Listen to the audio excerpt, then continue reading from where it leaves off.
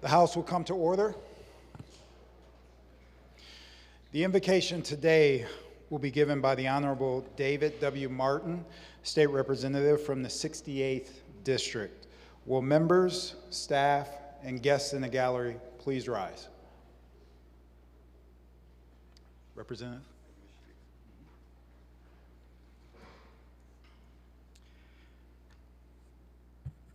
Dear Father, thank you for the gift to represent your people in the great state of Michigan. We recognize that we can never be all things to all people and must balance our foundational beliefs with the needs of all 10 million Michiganders. We may receive praises, experience complacency, and sometimes deal with hatred. We ask for the courage and fortitude to stand by our convictions on what we believe to be best for the people. And are reminded your Son warned us, if the world hates you, understand that it hated me before it hated you. Please allow us to focus on whatever is true, whatever is honorable, whatever is just, whatever is pure, whatever is lovely, whatever is commendable. If there is any excellence, if there is anything worthy of praise, think about these things. We ask these things in the name of your living word. Amen.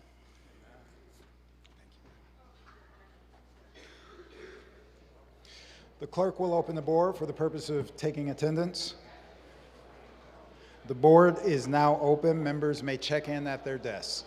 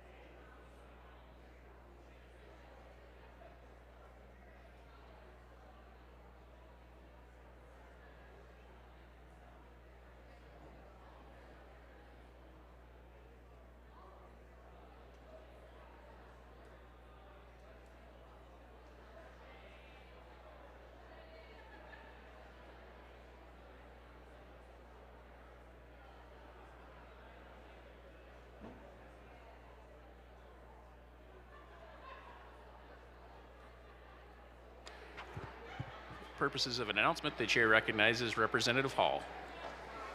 Thank you, Mr. Speaker, or Mr. Clerk. Members, I rise today to honor a longtime public servant who we're going to be saying farewell to, our House Republican Budget Director, Phil Brown. Today is Phil's last session day with us, and Phil has had a faithful career in public service that spans 21 years.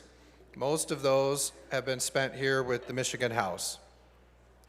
Phil is a graduate of the University of Michigan. He began his public service career in a state representative's office in 2002. He led policy efforts for the chair of the House Education Committee and helped pass multiple bills into law. In 2009, he became legislative director for Representative Jace Bolger. When the House elected Bolger Speaker 2 years later, he appointed Phil his deputy chief of staff. In that role, Phil managed the many employees who work in the House, and he helped shape some of the policies that brought Michigan's economy back. After Speaker Bolger left office, Phil moved over to the executive branch. As Director of Government Affairs for the Michigan Department of Transportation, Phil continued to work closely with lawmakers, advocating policies to improve transportation for Michigan drivers and passengers. Phil returned to the House in 2019, where he has been a key appropriations staffer ever since. He first served as a senior budget advisor to the House Appropriations Committee, then as budget director for our caucus. Phil's intricate knowledge of state government and complex budgetary issues has made him an asset to legislators and staff. Phil has also brought his style and class to the House of Representatives. Members and staff may not know Phil personally. They may still recognize him as one of our best dressed individuals on the House floor.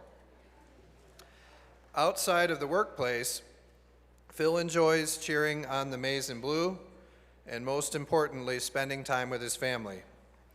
He is a loving husband to Phyllis, herself a well-respected former House staffer, and he's a father to 4 children. Lawmakers and staff will miss having Phil on our team. He's an expert on the budget and a skilled negotiator, and his abilities will continue to serve him well. Thank you, Phil, for your 2 decades of public service. We wish you all the best. Congratulations, Mr. Brown.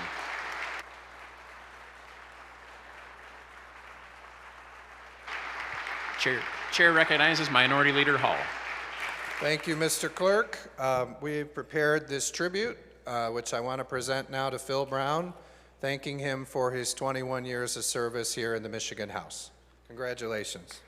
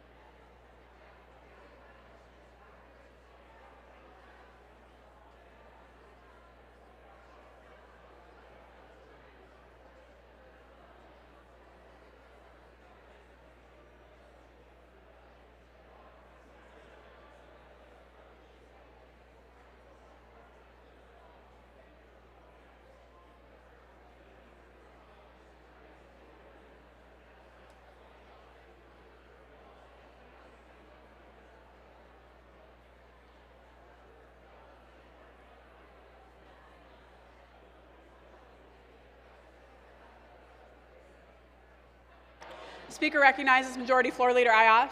To excuse absent members. Without objection, so ordered. The clerk will close the board, tally, display, and announce today's attendance. Madam Speaker, a quorum of the House is present. There are no members absent with prior excuse. Will members, staff, and guests in the gallery please rise and join me now in reciting the Pledge of Allegiance? I pledge allegiance to the flag of the United States of America and to the republic for which it stands, one nation, under God, indivisible, with liberty and justice for all. Speaker recognizes Majority Floor Leader Ayash. Thank you, Madam Speaker. I move to proceed to the order of second reading of bills and take up calendar item number 26, House Bill 4145. Without objection, so ordered. The clerk will read.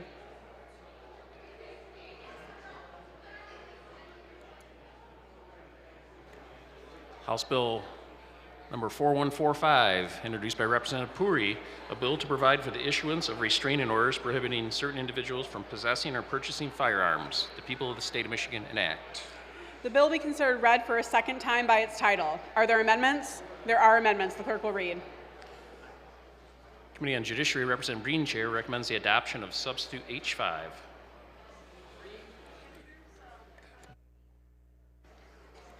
The question for the House is the adoption of the amendment. The clerk will open the board. The amendment is adopted. Are there further amendments? There are further amendments. The clerk will read. Representative Kuhn offers a series of 4 amendments identified as Amendment 1A. The question for the House is the adoption of the amendment. The clerk will open the board. The amendment is not adopted. Are there further amendments? There are. The clerk will read. Representative Filler offers a series of 3 amendments identified as Amendment 1B. The question for the House is the adoption of the amendment. The clerk will open the board. The amendment is not adopted. Are there further amendments? There are. The clerk will read. Representative Hall offers 1 amendment identified as Amendment 1C. The question for the House is the adoption of the amendment. The clerk will open the board. The amendment is not adopted. Are there further amendments? There are. The clerk will read. Representative Tisdale offers 1 amendment identified as Amendment 1D. The question for the House is the adoption of the amendment. The clerk will open the board. The amendment is not adopted. Are there further amendments? There are. The clerk will read. Representative Steele offers a series of 2 amendments identified as Amendment 1E. The question for the House is the adoption of the amendment. The clerk will open the board. The amendment is not adopted. Are there further amendments? There are. The clerk will read. Representative Filler offers 1 amendment identified as Amendment 1A. The question for the House is the adoption of the amendment. The clerk will open the board. The amendment is not adopted. Are there further amendments? There are further amendments. The clerk will read. Representative Schmaltz offers 1 amendment identified as Amendment 1G. The question for the House is the adoption of the amendment. The clerk will open the board. The amendment is not adopted.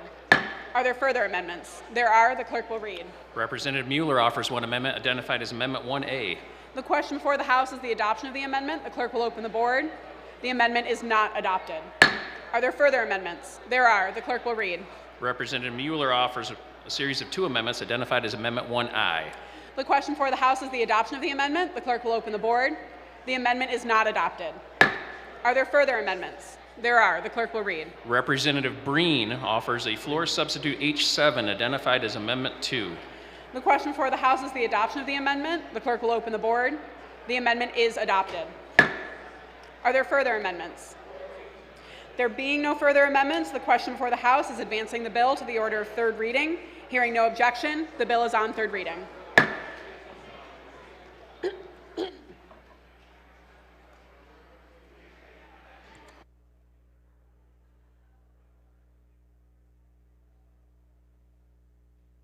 Speaker recognizes Majority Floor Leader Ayash. Continuing the order of second reading of bills, move to take up calendar item number 27, House Bill 4146. Without objection, so ordered. The clerk will read. Calendar number 27, House Bill 4146, introduced by Representative Breen, a bill to amend and act to regulate and license the selling, purchasing, possessing, and carrying of certain firearms. The people of the state of Michigan enact. The bill will be considered read for a second time by its title. Are there amendments? There being no amendments, the question for the House is advancing the bill to the order of 3rd reading. Hearing no objection, the bill is on 3rd reading.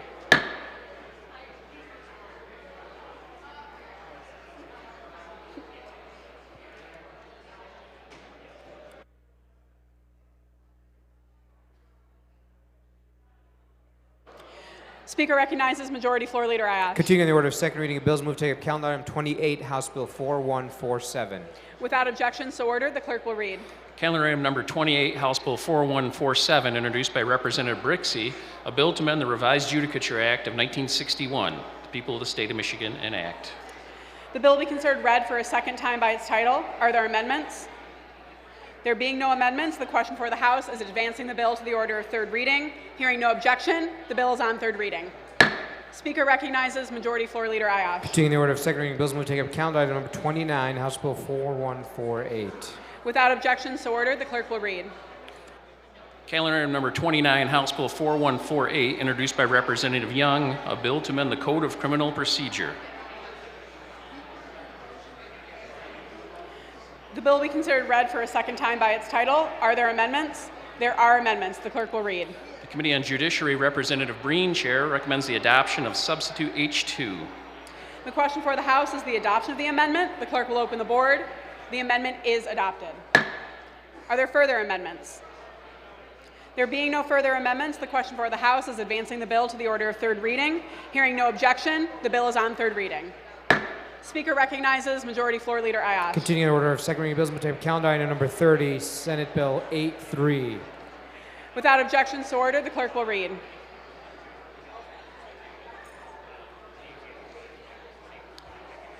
Calendar number 30, Senate Bill 83, a bill to provide for the issuance of restraining orders prohibiting certain individuals from possessing or purchasing firearms. The people of the state of Michigan enact.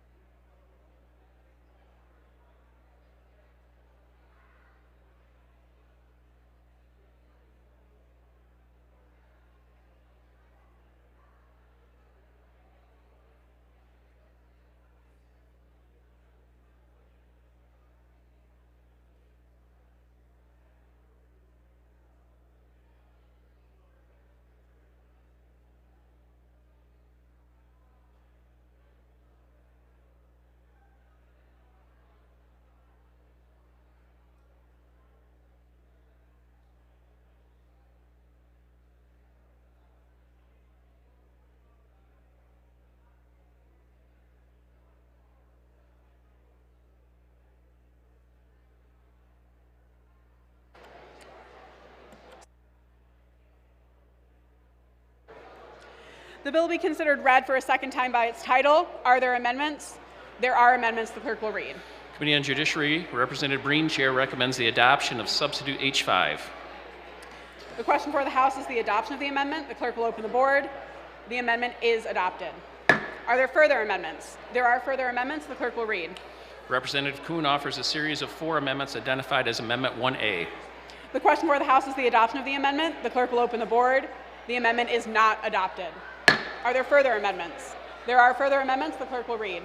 Representative Filler offers a series of 3 amendments identified as Amendment 1B. The question for the House is the adoption of the amendment. The clerk will open the board. The amendment is not adopted. Are there further amendments? There are. The clerk will read. Representative Hall offers 1 amendment identified as Amendment 1C. The question for the House is the adoption of the amendment. The clerk will open the board. The amendment is not adopted. Are there further amendments? There are. The clerk will read. Representative Tisdale offers 1 amendment identified as Amendment 1D. The question for the House is the adoption of the amendment. The clerk will open the board. The amendment is not adopted. Are there further amendments? There are. The clerk will read. Representative Steele offers a series of 2 amendments identified as Amendment 1E. The question for the House is the adoption of the amendment. The clerk will open the board. The amendment is not adopted. Are there further amendments? There are. The clerk will read. Representative Filler offers 1 amendment identified as Amendment 1F. The question for the House is the adoption of the amendment. The clerk will open the board. The amendment is not adopted. Are there further amendments? There are. The clerk will read. Representative Schmaltz offers 1 amendment identified as Amendment 1G. The question for the House is the adoption of the amendment. The clerk will open the board. The amendment is not adopted. Are there further amendments? There are. The clerk will read. Representative Mueller offers 1 amendment identified as Amendment 1H. The question for the House is the adoption of the amendment. The clerk will open the board. The amendment is not adopted. Are there further amendments? There are. The clerk will read. Representative Mueller offers a series of 2 amendments identified as Amendment 1I. The question for the House is the adoption of the amendment. The clerk will open the board. The amendment is not adopted. Are there further amendments? There are. The clerk will read. Representative Breen offers a floor substitute H6 identified as Amendment 2.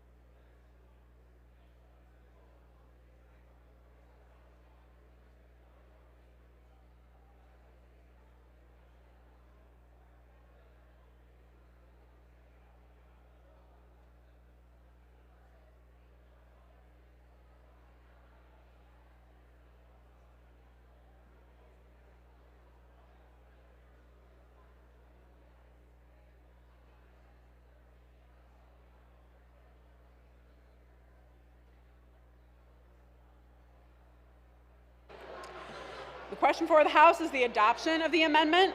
The clerk will open the board. The amendment is not adopted. Are there further amendments?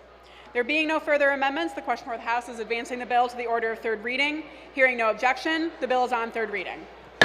Speaker recognizes Majority Floor Leader Ayash. Continuing the order of second reading of bills, move to take up calendar item 21, House Bill 4064. Without objections to order, the clerk will read.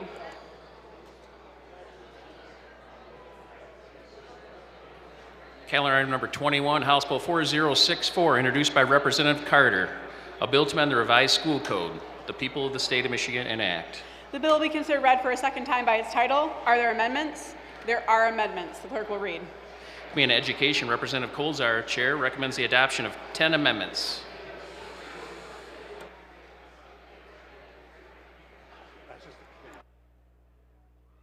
The question before the House is the adoption of the amendment. The clerk will open the board. The amendment is adopted. Are there further amendments?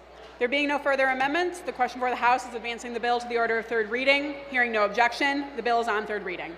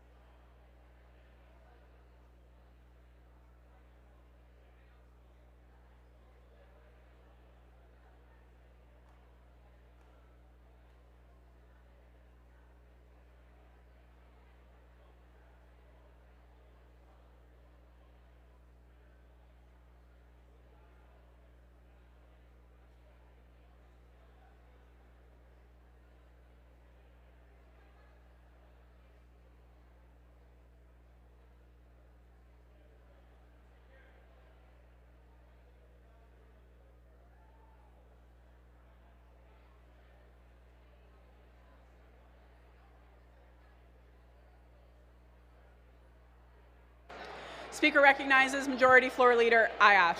Thank you, Madam Speaker. I move to see the order of third reading of bills and take up calendar item number 26, House Bill 4145, and place it on its immediate passage.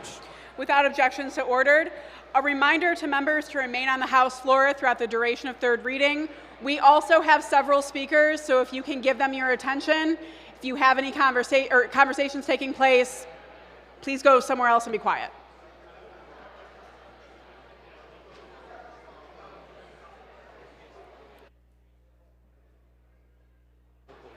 The clerk will read. Calendar number 26, House Bill 4145, introduced by Representative Puri, a bill to provide for the issuance of restraining orders prohibiting certain individuals from possessing or purchasing firearms. The people of the state of Michigan enact. Without objection, the bill will be considered read for a third time by its title. Are there amendments? There are no amendments. Speaker recognizes Representative Harris. Thank you, Madam Speaker. Permission to speak to the entire package, please. Without objection, so ordered. I rise today in opposition to these bills. Red flag laws raise red flags about indispensable due process rights. Extreme risk protection orders present their own risks to the people and police of our state. First, red flag laws place immense power in the hands of government, giving judges the authority to strip individuals of their rights and property without any evidence of wrongdoing. The U.S. and Michigan constitutions wisely and carefully protect every citizen's right to due process of law. Members, we have a colleague addressing the body. Please show him your respect. Speaker recognizes Representative Harris. Madam Speaker, these protections ensure that the government does not lock people in jail or take their personal property without clear justification and a fair legal process. However, the bills before us would strip law-abiding citizens of due process by taking their lawfully owned weapons with minimal evidence. And after some, people will have no opportunity to present counter arguments until after their weapons are confiscated. What's more, this legislation provides no right to legal counsel, forcing people to spend thousands of dollars and countless hours on end to defend themselves.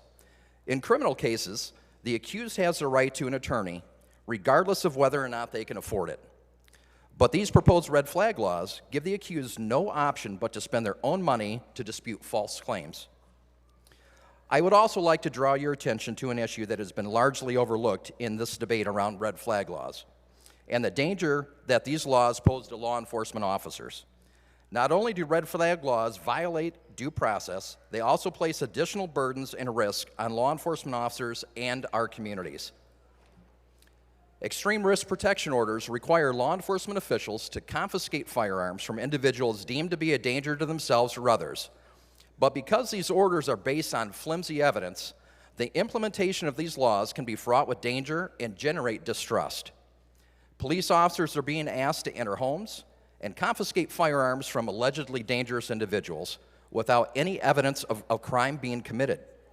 This needlessly creates a confusing and volatile situation that puts our officers at risk. The lack of clarity surrounding red flag laws can lead to misunderstandings and potentially hostile confrontations between police and well-meaning, law-abiding citizens who will be surprised by the orders. This will create a situation where citizens may become suspicious of police officers and view them as a threat to their liberties and freedoms. I have spoken with officers around the state, my former colleagues, who are concerned with the unintended consequences that could result from this legislation. Police departments are already understaffed, and this will only exacerbate the problem. Red flag laws are a flawed solution to the multifaceted problem of violence in society. They do not address the root causes of gun violence, such as mental illness, poverty, and social inequality.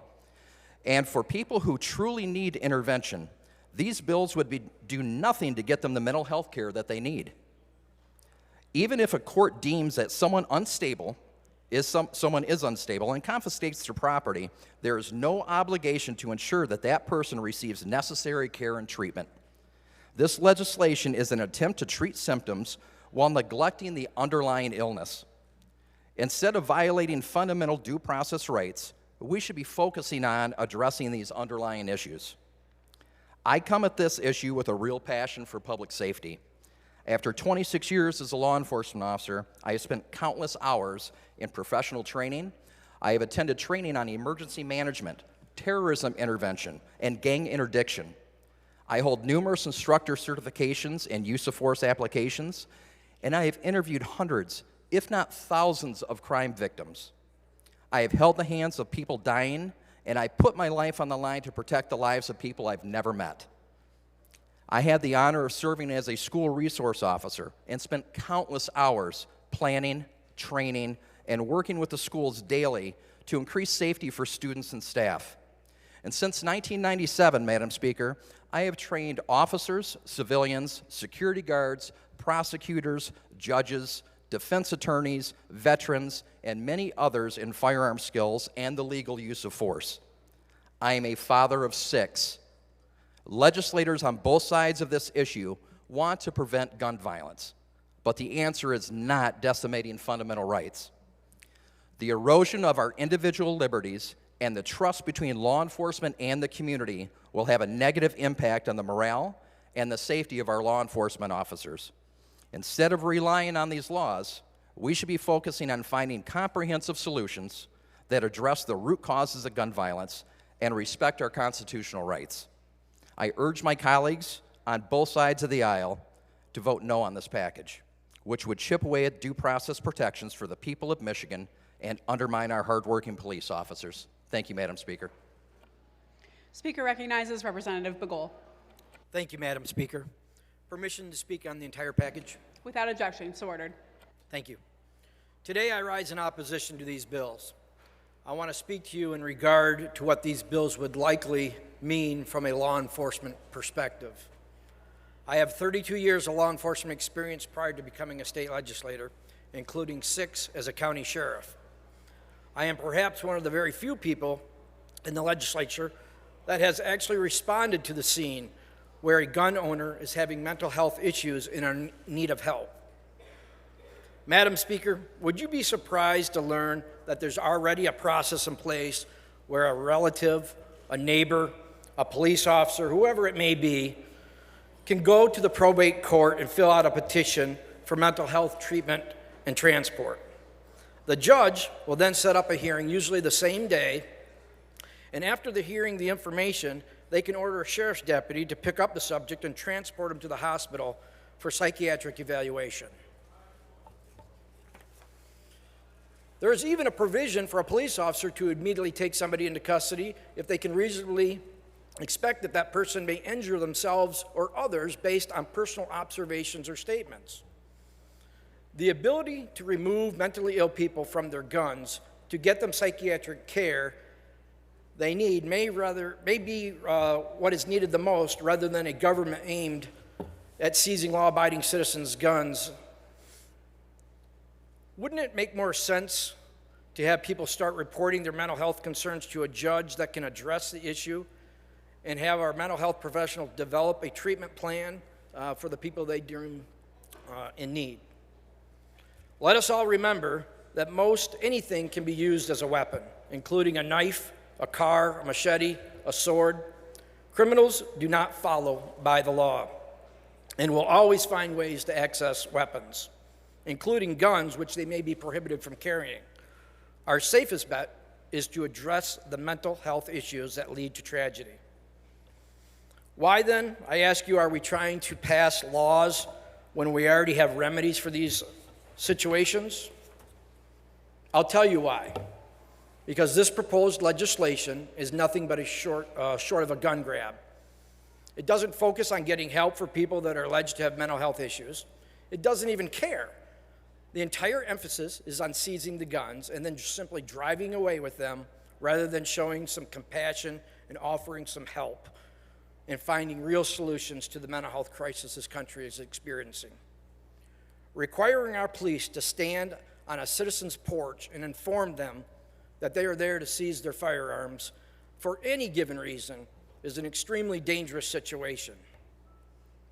To violate a citizen's due process, their constitutional freedoms to bear arms, and the right to be free of unreasonable search and seizure goes against the very constitutional oath law enforcement officers swore to uphold.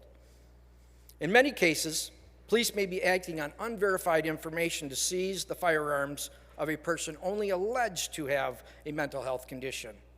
But as I stated previously, it has no process to help the very same people they claim are in need. Currently, we have laws on the books that provide for people to be charged with a felony when they file a false felony police report. Interestingly, the law covering false petitions for mental health treatment provides for a 4-year felony charge for perjury. According to the bills currently before the chamber, a person that fails to comply with the court order to surrender its firearms can be charged and incarcerated for up to a year. But a person who intentionally falsifies the extreme risk protection order may only be fined and charged with a 93-day misdemeanor. How does this make sense? Why are we reducing the penalty on false reports considering the constitutional violations it subjects innocent people to? Madam Speaker, I have many questions and concerns about this ill-thought-out bill. Like, how are these guns going to be transported? Are police officers expected to just throw 50 guns into the backseat of their police car and drive away? After all, many people in this state own numerous firearms, sometimes hundreds. Although this legislation claims police will not be held responsible for any damage to the seized firearms if reasonable care is taken, what does that mean, and who will be responsible? Does it imply that every firearm is to be safely wrapped up and placed into a box to prevent them from clanking against each other and possibly damaging them? I mean, after all, many of these guns are family heirlooms, and they have been passed down over several generations, or extremely rare or valuable. Are funds being allocated to cover the immense amount of time it would take to secure each firearm individually so that it does not get damaged, or to inventory and record each one into the computer? Another thing that worries me about these bills is our officers would be pitted against the public. They would be thrown into a situation that may require them to defend themselves. Mark my words, the same people that send our officers to the door to seize the guns will be the first to condemn and criticize our officers if, God forbid, they have to use deadly force to protect themselves. I find it ironic that many of the same people that want to defund the police are now requesting that the police do. Representative, you've already gone on for quite some time. Please keep your comments to the content of the bill. Speaker recognizes Representative Begole. Are now requesting that the police do their dirty work. I urge a no vote. Thank you. Speaker recognizes Representative Beeler. Thank you, Madam Speaker. Request permission to speak to the entire package. Without objection, so ordered. Thank you. This package of bills raises a number of concerns as mentioned by previous speakers. At the heart of this bill is not only the question of our Second Amendment right to keep and bear arms and fundamentally whether or not we have the right to defend ourselves, but rather I would submit that the heart of this package is an attack on the very nature of our rights. This bill calls into questions our long-standing belief as a nation and as a state of whether our rights are simply written on a piece of paper or whether they're given to us by God. A yes vote on these bills puts that principle at stake. From a young age, we've all been taught that it was no accident that our founder stated, "We are endowed by our Creator with our rights." It's not a religious point per se, but rather a statement of the logical fact that our rights come from something greater than human convention, and that government exists merely to defend these rights. Importantly, if we believe that government exists to defend our rights rather than define them, we can conclude that the same government cannot take away our rights. If a right doesn't come from the government, it can't be taken by the government. But how does this relate to the bills before us today? We as a body are proposing the idea that a right granted by God can be taken from a citizen through the force of government. I've discussed that we have no such powers. We cannot take from the people what God has given them. However, we all know that rights are not absolute. They go hand in hand with obligations. Just as we have a right to life, we have an obligation to defend and respect the lives of others. As we have a right to bear arms, we have an obligation to respect the right of others to do likewise. If we murder and break our obligation to others and to society, we forfeit our own rights. If we threaten to use our means of self-defense to harm others, we lose our right to defend ourselves. However, we forfeit our rights only through a rigorous process that proves beyond a reasonable doubt that we've taken action heinous enough to strip us of our God-given rights. In our justice system, we are innocent until proven guilty. No one forfeits their right before they're shown by the state to have committed a crime worthy of that punishment. Before us today is a bill that would do just that, take away, by government fiat, the right of the people to defend themselves where no crime has been committed and no proven cause has been given. The question before us today is not just so-called extreme risk protection orders. It's the question of whether or not we want to live in a state where your rights can be taken from you at the mere suspicion that you may cause harm. I would ask, would we apply this principle to any other right? Could we preemptively silence someone's speech if it may cause harm to those who hear it? Could we preemptively stop someone from exercising their right to vote if we weren't sure they would vote responsibly? You can continue this exercise through any of our constitutional, natural, God-given rights.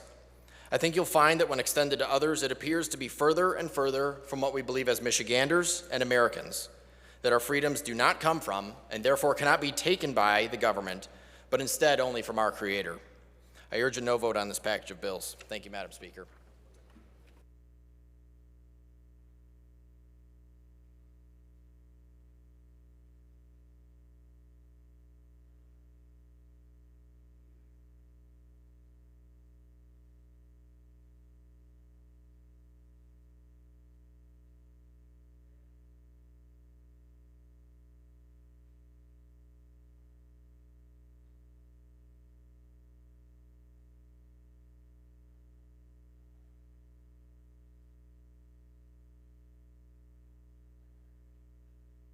Speaker recognizes Representative Brixey. Thank you, Madam Speaker. May I address the whole package? Without objection, so ordered. According to the Gun Violence Archive, the United States has averaged more than one mass shooting per day. Take a second to digest that. Our uniquely American problem: more mass shootings since January 1st than there have been days in the year. Gun violence has certainly impacted every single person in this chamber. My district includes Michigan State University and the entire Spartan community. 8 weeks ago, we lost 3 beautiful souls.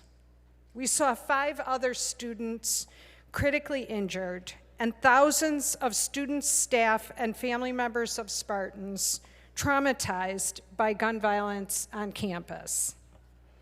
MSU students grew up in a world where children are put on the front lines and expected to keep themselves safe. These front lines are in their schools, the very places they should be safe to learn and grow. They've had to practice lockdown drills and learn to barricade classroom doors at the same time they're learning addition, subtraction, long division, and fractions. Many students have spent their whole lives scanning a room for an exit, thinking it's inevitable that they may someday experience a mass shooting. Other children live in neighborhoods where shootings occur on a regular basis, and young lives are regularly lost to senseless gun violence. The Michigan legislature had chance after chance after chance to pass common sense gun reforms, but they did not. They could have acted after Parkland in 2018, but they did not. They could have acted after the 4 students were murdered and 7 others were injured in Oxford on November 30th, 2021, but they did not. And if you look around this chamber, it looks very different than before, very different. Many of us are here because we want to take the action that our students and our moms have been demanding. Most recently, we've seen headlines and reports on the shootings in Tennessee and Kentucky, and I know more than a few of us here today have thought about the what ifs. What if those states had universal background checks? What if they had safe storage laws? What if they had extreme risk protection orders? Could lives have been spared? We'll never know if extreme risk protection orders would have prevented the MSU shooter, but we do know he was deeply troubled and there were warning signs. Simply having ERPO on the books will increase reporting of threatening behaviors. Data from other states that have enacted these common sense laws show they meaningfully assist in preventing mass shooting events. Students, faculty, staff, and parents have been here in Lansing nearly every day since the MSU tragedy, bravely and tirelessly advocating for change. They're pleading and even rightfully demanding that we, lawmakers, finally take action to keep our schools and communities safe. MSU students have been in my thoughts and in my prayers nearly every day since the tragedy. And today we get to answer the call of the students and the moms. We get to act. I urge a yes vote on the package. Speaker recognizes Representative.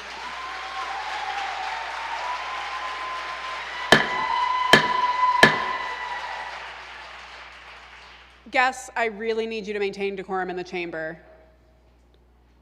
Speaker recognizes Representative Green. Thank you, Madam Chair. It is an honor and privilege to address this body, one that I do not take lightly, one that really 5 years ago I don't think I would have even imagined being able to do. As I look at these bills, I realize I'm not a lawyer. I don't pretend to be a lawyer nor a judge. I'm a representative of the people of my district. My background is such that I have dealt as a pastor, as a Christian school administrator. I have dealt with individuals, and I look at individuals as a person. I've spent my career previous to the legislature fighting tooth and nail. I've spent my career thus far in the legislature fighting tooth and nail in the mental health space, as well as fighting for the people who have little to no voice. We have a package of bills today that purport themselves to be an attempt to save lives. These bills have been spoken about to protect people. And it is my contention that in reality, these bills have a very real possibility of doing nothing. And the reason I say that is because what if a prosecutor had followed the law? What if we took the laws that were on the books and actually enforced them? We talk about what ifs, but the reality is there's things that have been done that have just been blown apart. When our Attorney General asks the City Council, is it okay? Representative, keep your comments to the content of the bill and not other elected officials. Speaker recognizes Representative Green. In my work in the mental health space, my reality in mental health of dealing as a pastor, as a shepherd of people, an individual in a mental health crisis has a meltdown, and I've dealt with them. In this case, they would earn a civil motion against themselves. Motion goes before a judge where neither the accuser nor the accused is required to be present. Shortly thereafter, local law enforcement shows up at his door to issue an administrative warrant. Mind you, this individual is in a mental health crisis, and now we don't do no-knock raids anymore. He knocks on the door and says, we're here to seize your personal property. These police officers are now being ordered into a very, very tense situation with an individual mental health crisis who has weapons. The individual, they are there to confiscate said weapons. This is quite possibly one of the worst situations a law enforcement officer can be placed into. In fact, in another state, this type of enforcement led directly to an officer-involved shooting of the accused person. This is not a safe situation. Along with my contention, all along, my contention has been that there needs to be a mental health provider embedded with law enforcement on this raid to treat and deal with the accused who just learned about the accusations against him, which coincidentally, in this very chamber, in committee hearings, this very topic has been debated over and over again about how our law enforcement need mental health individuals with them. Secondly, the focus with this has not been on the person in crisis. The focus of this bill is on an inanimate object that is private property. Let's put the focus on the people we are here to represent. Let's let them get the help that they need. Thirdly, these bills are an affront to our very system of justice that our country has been built on.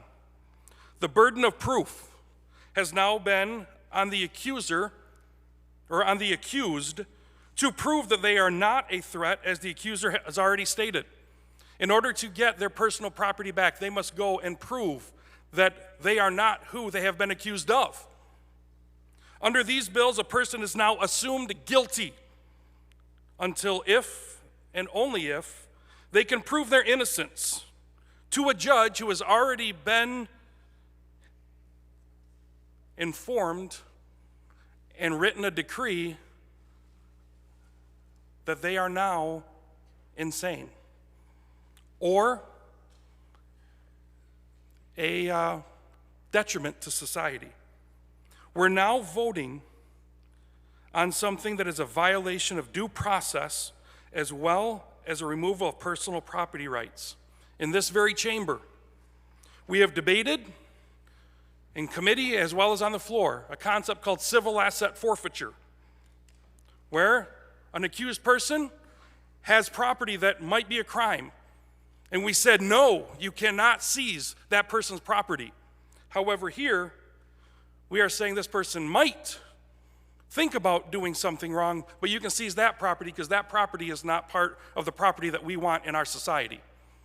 That there is a double standard. I stand in opposition to these bills because they do not fix a problem. Let's enforce the laws that we have. They're written in such a manner that they cause more problems. They put our community servants in horrible situations.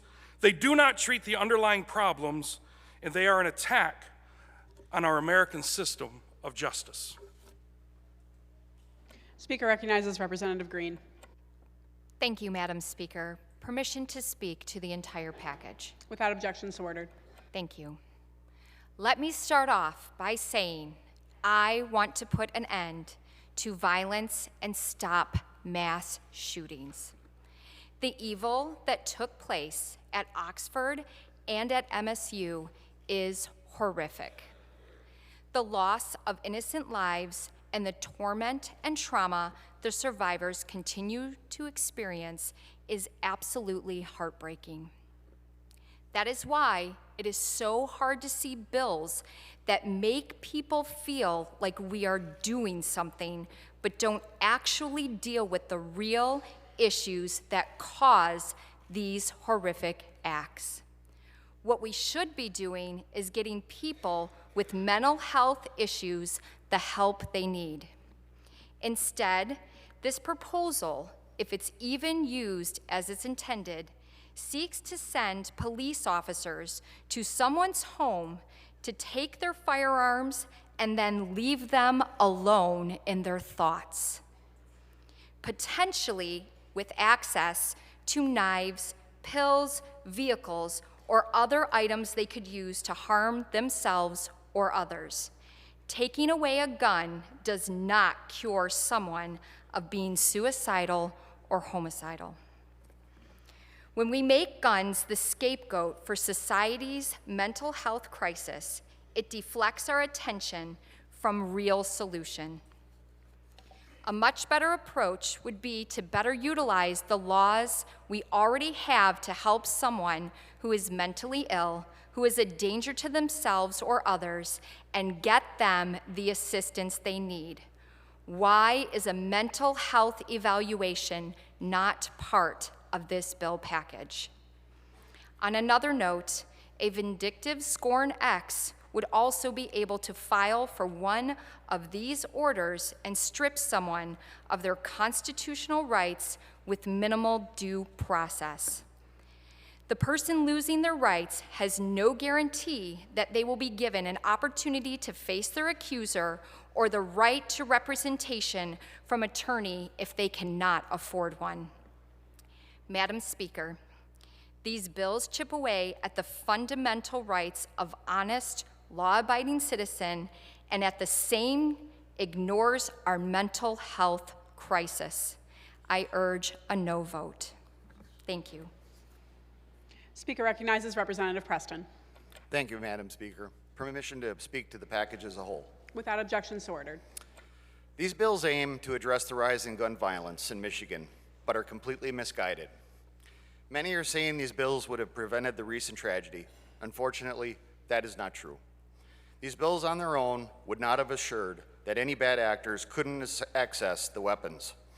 It is incredibly numb to politicize what happened for the sake of passing unconstitutional legislation. I've said this before, but it bears repeating. This plan creates a false sense of security for Michigan residents, infringes on the constitutional and due process rights of responsible law-abiding gun owners throughout the UP and the rest of the state without actually addressing the real problems. There is a root cause contributing to the rise in gun violence, and that is unreliable access to mental health. Along with the need to improve school safety, promote the nuclear family rather than erode it and its inherent value to our society. Access to reliable mental health care has been a major issue for far too long, especially in the UP. Folks in my area and northern Michigan often have to drive several hours to receive proper care. That is completely unacceptable. We should remain focused on improving mental health standards in Michigan. These bills create more problems than they solve. Michigan already has a process to involuntarily commit someone who is mentally ill and in danger to themselves or others. We must first enforce the laws that are on the books instead of writing new ones, and provide those who are struggling with mental health the help they require, as opposed to dangerously bombarding their homes, taking their possessions away with no due process, then leaving them alone after creating a major stressor in their life. I encourage my colleagues to vote no on this package and instead focus on solutions that actually address the root causes of gun violence, such as the lack of enforcement of our existing laws on the books. Thank you.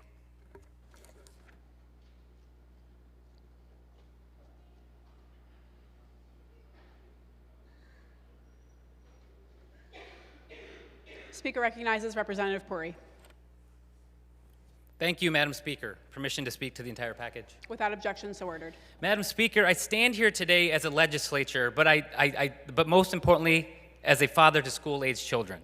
I stand here today as someone whose religious community knows this epidemic all too well, as someone whose former place of worship fell victim to a white supremacist mass shooter in 2012. Madam Speaker, I stand here today as someone who is sick and tired of years of inaction. You see, all of us in this room had a chance to go back to our districts the past 2 weeks. Some of us even had the privilege to take a trip with our families and kids. But there are 3 kids from Michigan State University that won't ever get a spring break again. And there is an entire community of Spartans who have had their lives changed forever. For years, previous legislatures and governors have failed the people of Michigan. But we finally have the leadership in Lansing that is brave enough to do what is right. Lives are lost every day. Firearms are now the leading cause of death for American children and teens.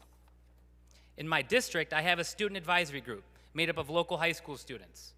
We talk to hundreds of students, and the underlying tenets of those conversations always remain the same. When I ask them about how they feel about going to school, they are scared. They are scared that when they get on the bus that morning, they may never come home. They want me, they want us to do something. They are sick and tired of empty words. Now, we have failed an entire generation of American students. We are now at a point of watching students live through multiple mass shootings. Now, senseless gun violence in this country is a direct symptom of decades of government inaction and empty political platitudes. We have an opportunity today, all of us here, to do something for them, to pass laws that can and will save lives. See, ERPO bills are proven to be effective in helping to prevent suicide, mass shootings, and other firearm incidents such as domestic violence situations. Now, this issue is very personal to me. When my parents came to this country nearly 50 years ago, they longed for that American dream. They helped set up their community and set up a local temple.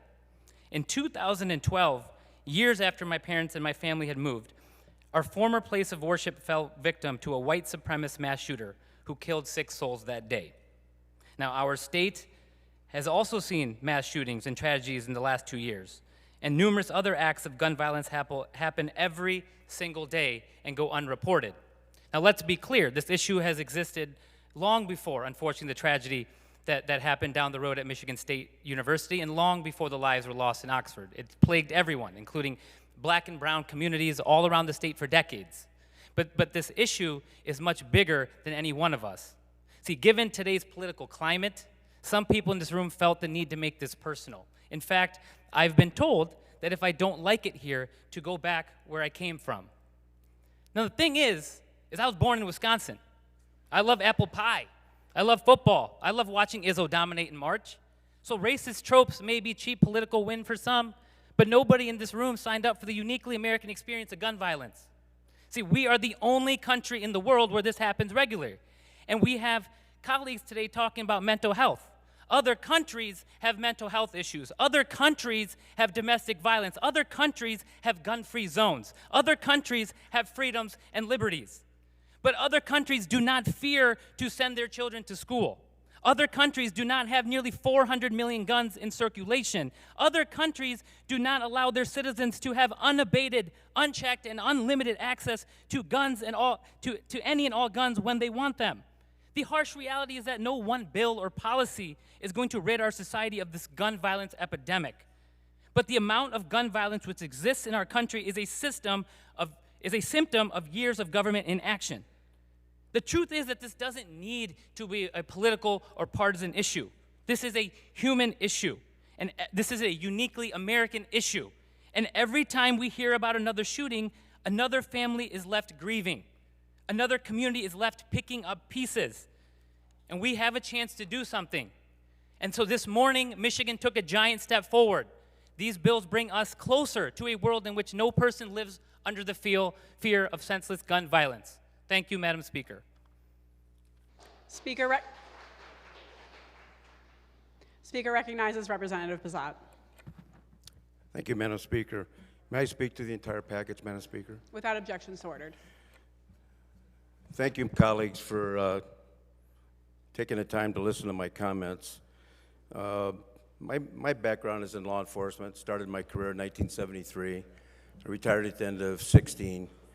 The last 12 as an elected sheriff. We have seen mistrust in law enforcement and support of our law enforcement community across Michigan as well as across our country in the last 10 to 12 years. We can't even fill the slots that are open in many of our communities. And now we're going to ask these officers to go to somebody's door and take guns away without due process.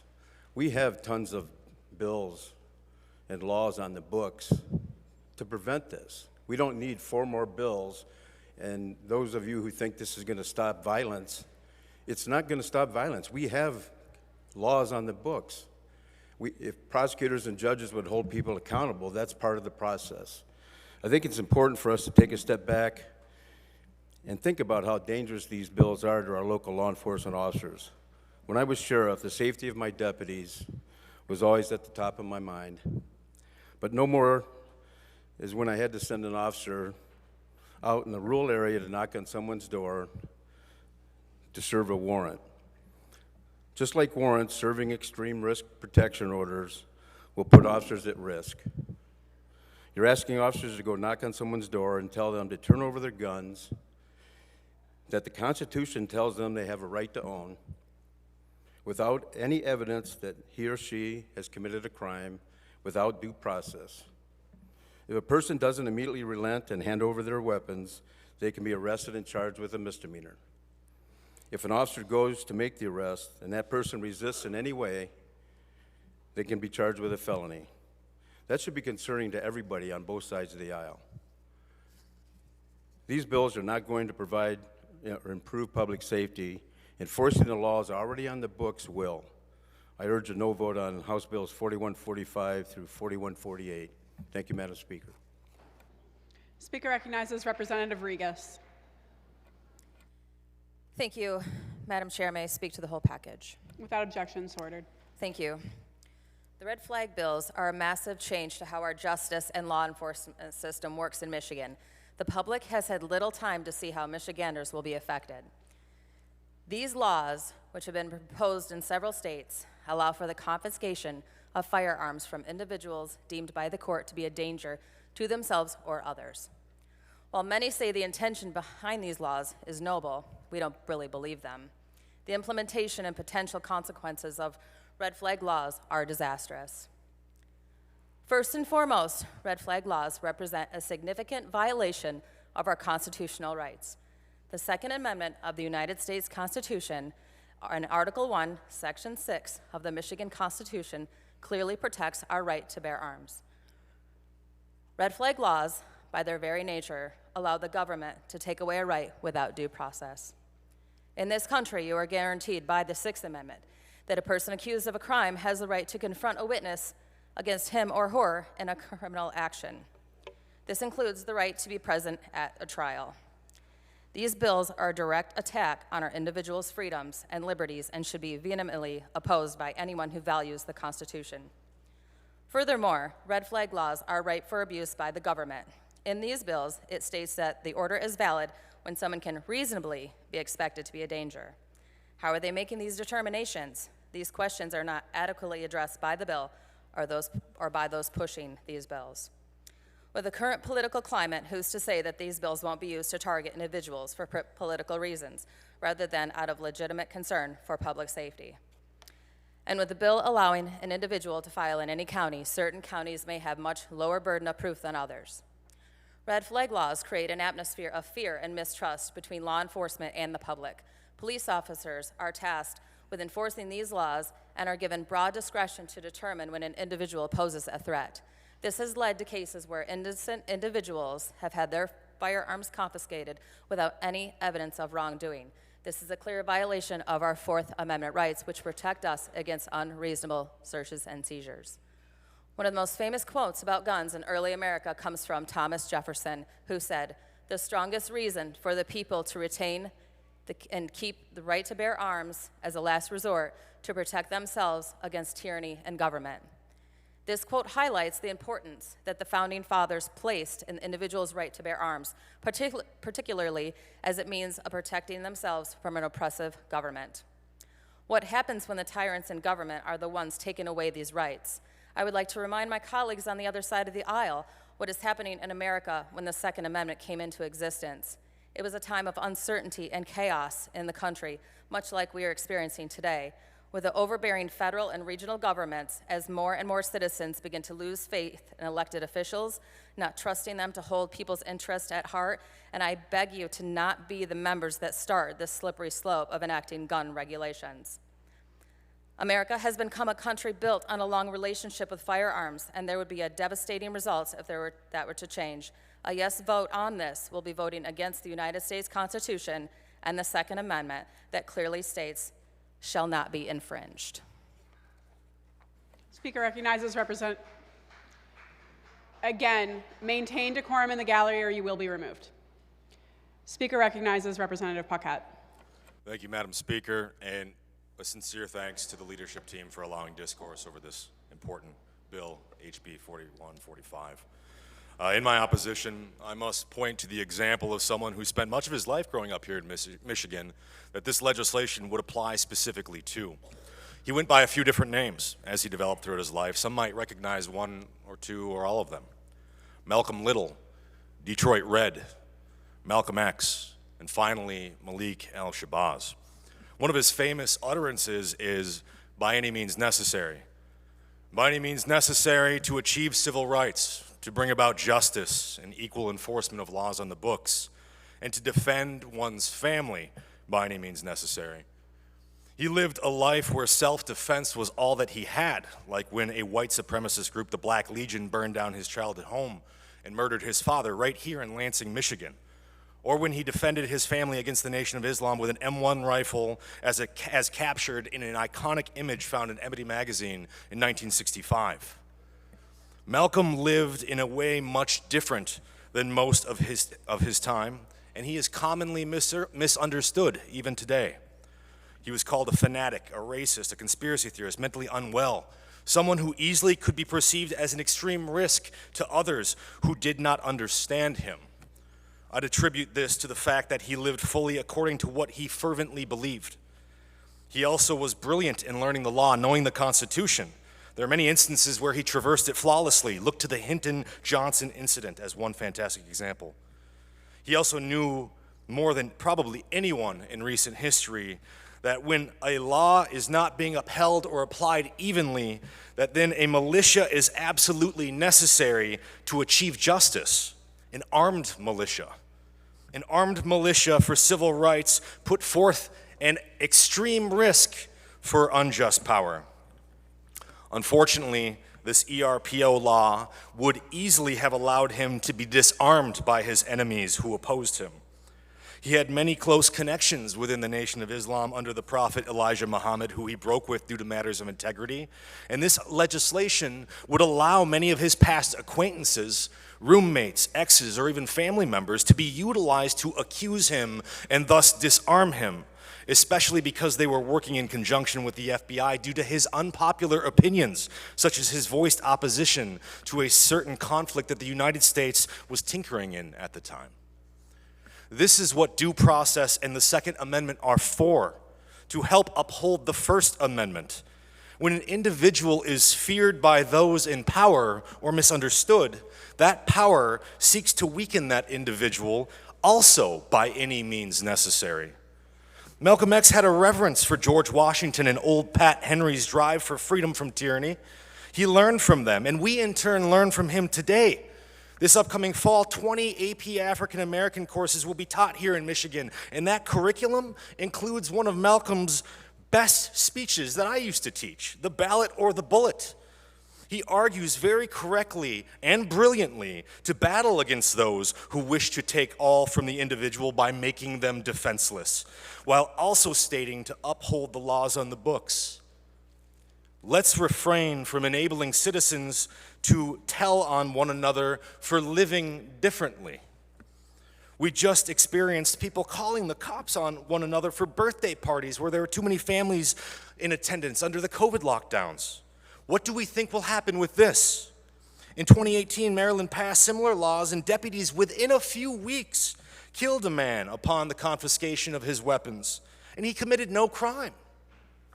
I urge my colleagues to vote no on this insidious legislation that would surely have disarmed one of the greatest civil rights leaders that our country has ever seen. It will surely be used as a means very unnecessary to disarm future leaders who do not fall in line with future misjudgments of our government. Thank you, Madam Speaker.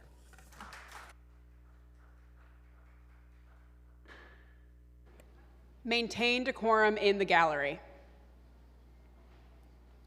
Speaker recognizes Representative Breen.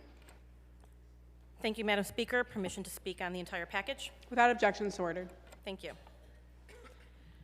I ask today that we all start with a single basic presumption that nobody wants to experience what happened at MSU, Parkland, Sandy Hook, Buffalo, Virginia Tech, a church, a synagogue, a movie theater in Colorado, a shopping mall, an elementary school in Texas, Columbine, or what we see every day in homes across our country and our state. Nobody wants to lose a loved one to firearm violence or suicide. Nobody wants to see a child accidentally or purposefully lost. And so I ask that we start there and acknowledge that we are human. Many of us are parents, sons, daughters, friends, and neighbors. We genuinely want to mitigate the loss and destruction that happens when firearms are involved.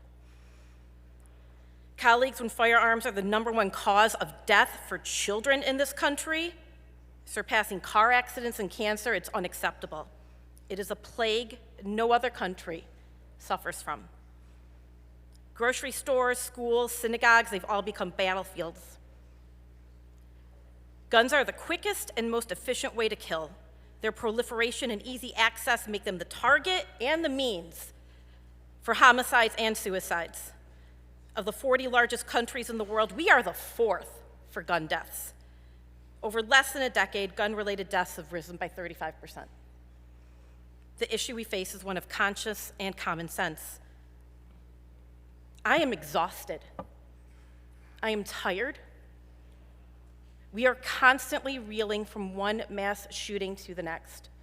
And in between, we have homicides, suicides, and accidents, suicides making up the bulk of gun deaths. States that enact these laws see a decrease of 7 to 20% less suicides by firearm. These laws work. I am exhausted from disputing arguments that are based in myths and hypotheticals and not what is present in the bills before us. And to many of the questions I have heard today, I encourage you, please read the bills. Actually read the bills. You've given us a million reasons why we should not make changes to our firearm laws, and we have refuted these allegations one by one. We have matched you anecdote for anecdote, presented empirical evidence, and shown how no other country faces the magnitude of gun violence we see here every day. You've given us reasons for not making change, including stating that the laws we need to enforce are the ones we already have, when the laws we have, if we even have them, can have the consistency of wet tissue paper. We have laid out laws that provide for substantive and procedural due process. We have provided safeguards for law enforcement. We have addressed transportation and liability issues. We are providing funding for storage and avenues when there is a lack of physical capacity and law enforcement staffing. Nothing prevents a judge from ordering a mental health hold, nor does it prevent somebody from pursuing a personal protection order, the latter of which, by the way, provides no mechanism to get the guns out of the hands of people who are terrorizing others. So guess what? We can not only prevent a tragedy, but we can also provide mental health help. These are not mutually exclusive things. Why is this an either-or argument? And so I am glad to hear that the people in this chamber will support additional efforts to fund mental health and increase accessibility, and I will hold them to that. I would note that we have support from 3 of the largest law enforcement organizations in the state that will be charged with carrying out these life-saving orders. So if we want to back the blue, back these laws. I'm grateful today that we have the opportunity to pass legislation that will allow for extreme risk protection orders in Michigan. And for people watching at home, I want to be very clear, this is not about taking away anybody's guns. Responsible gun owners, many of which are in this room, they should be treated as an example of how every gun owner should behave.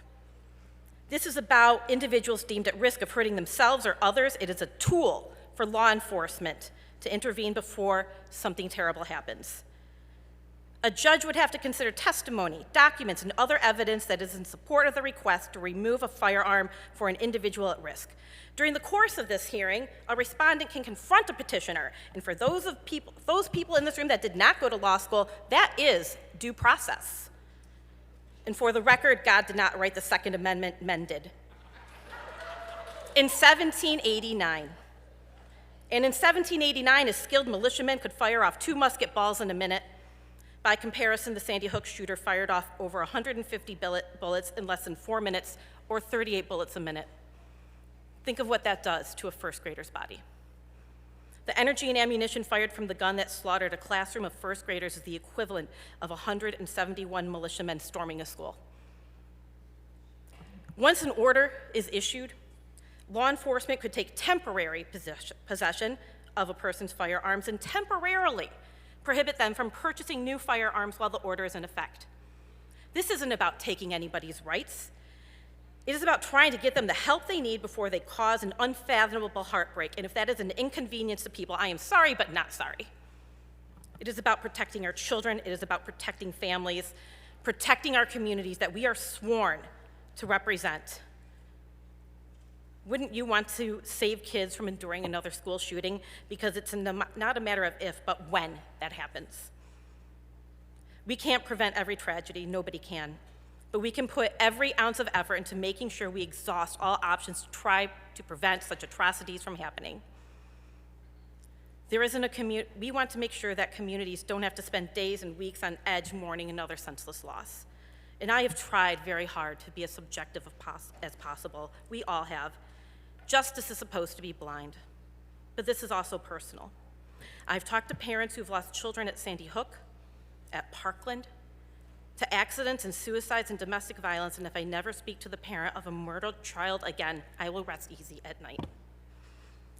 Just a few weeks ago, after making vile, horrible, disgusting comments about my 12-year-old daughter, a man in Florida threatened me and my whole family. 2 weeks ago, a veteran I knew blew his brains out. Neither of those people should have access to firearms. We all know someone who should not have a gun. This is about mental health, but it's also about the Constitution, due process, and it is about the guns. I urge you, please support these bills. Thank you. The question for the House is the passage of the bill. A record roll call vote is required. All those in favor vote aye. Those opposed, nay. The clerk will open the board.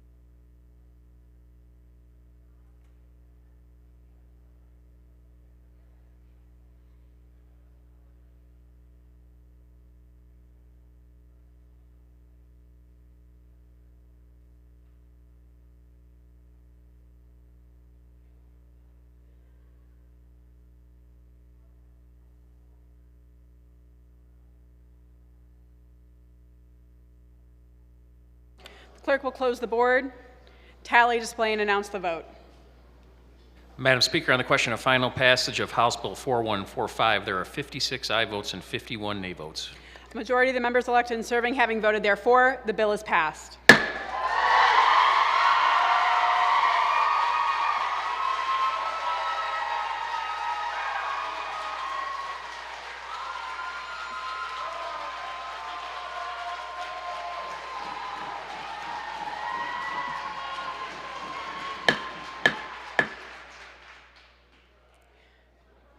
Speaker recognizes Majority Floor Leader Ayash. Madam Speaker, I gladly move for immediate effect. Majority Floor Leader moves to immediate effect. All those in favor, please rise. Immediate effect is ordered. Speaker recognizes Majority Floor Leader Ayash. Continuing on the order of third reading of bills, and move to take up calendar item number 27, House Bill 4146, and place it on its immediate passage. Without objection, so ordered. The clerk will read. Calendar item number 27, House Bill 4146, introduced by Representative Breen, a bill to amend an act to regulate and license the selling, purchasing, possessing, and carrying of certain firearms. The people of the state of Michigan enact. Without objection, the bill will be considered read for a third time by its title. Are there amendments? There being no amendments, the question for the House is the passage of the bill. A record roll call vote is required. All those in favor vote aye. Those opposed, nay. The clerk will open the board.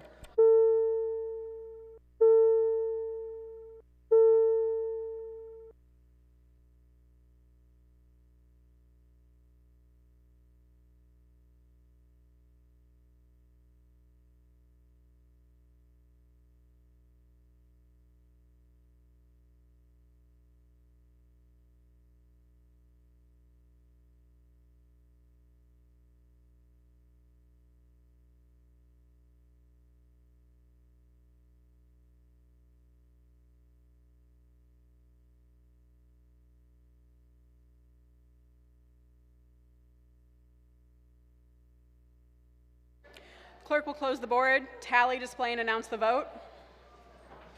Madam Speaker, on the question of final passage of House Bill 4146, there are 56 aye votes and 51 nay votes. Majority of the members elected and serving having voted therefore, the bill is passed. Speaker recognizes Majority Floor Leader Ayash. I move for immediate effect. Majority Floor Leader moves to immediate effect. All those in favor will rise. Immediate effect is ordered. Speaker recognizes Majority Floor Leader Ayash. Continuing on the order of third reading bills, move to take up calendar item number 28, House Bill 4147, and place it on its immediate passage. Without objection, so ordered. The clerk will read.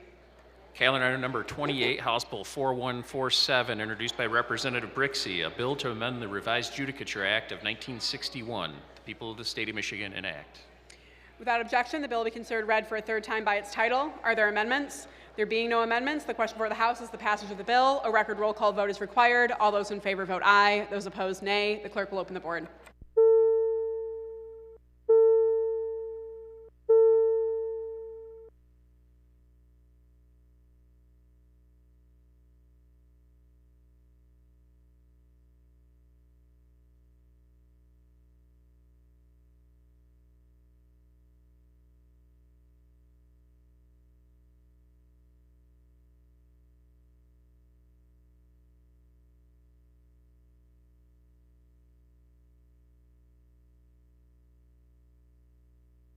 Clerk will close the board.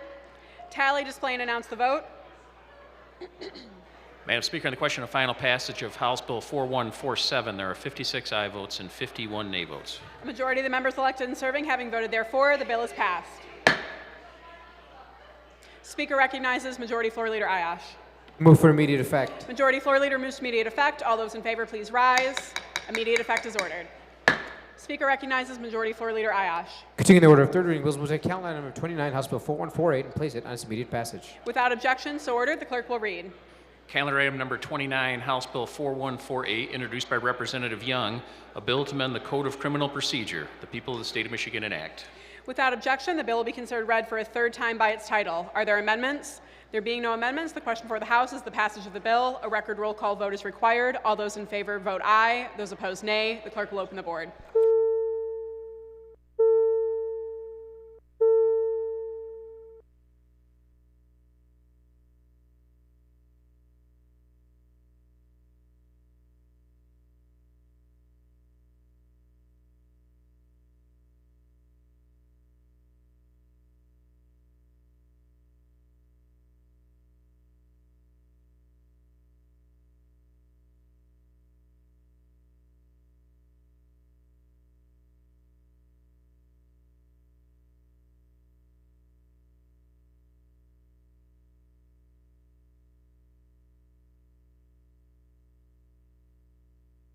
Clerk will close the board. Tally, display, and announce the vote. Madam Speaker, on the question of final passage of House Bill 4148, there are 56 aye votes and 51 nay votes. A majority of the members elected and serving having voted therefore, the bill is passed. Speaker recognizes Majority Floor Leader Ayash. I move for immediate effect. Majority Floor Leader moves to immediate effect. All those in favor, please rise. Immediate effect is ordered. Speaker recognizes Majority Floor Leader Ayash. Continuing the order of third reading bills, move to take calendar item number 30, Senate Bill 83, and place it on its immediate passage. Without objection, so ordered. The clerk will read. Calendar item number 30, Senate Bill 83, a bill to provide for the issuance of restraining orders prohibiting certain individuals from possessing or purchasing firearms. The people of the state of Michigan enact. Without objection, the bill will be considered read for a third time by its title. Are there amendments? There being no amendments, the question before the House is the passage of the bill. A record roll call vote is required. All those in favor vote aye. Those opposed, nay. The clerk will open the board.